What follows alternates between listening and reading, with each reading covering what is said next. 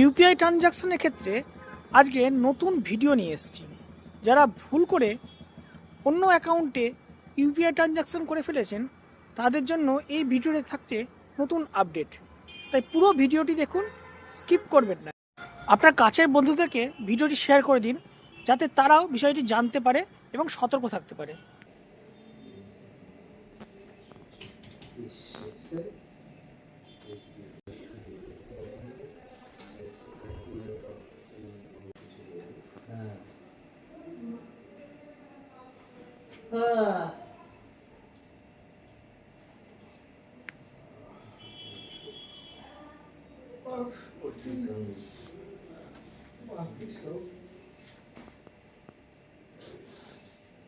প্রথমেই স্ক্রিনে দেওয়া নাম্বারে গিয়ে আপনার ইউপিআই ট্রানজাকশনের রিপোর্টটি করুন এবং রেজিস্ট্রেশন করুন।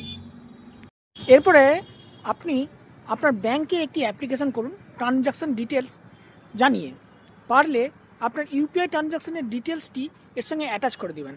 হ্যাঁ, কিন্তু সতর্ক থাকবেন, এই পুরো বিষয়টি কিন্তু 72 ঘন্টা মানে 3 দিনের মধ্যে করতে হবে। তাহলেই আরবিআই গাইডলাইন অনুযায়ী আপনার ব্যাংকেরই দায়িত্ব সঠিক এনকোয়ারি করে আপনার টাকা ফিরিয়ে আনার। তথ্যটি ভালো লাগলে অবশ্যই ফলো, লাইক এবং শেয়ার করবেন। ধন্যবাদ।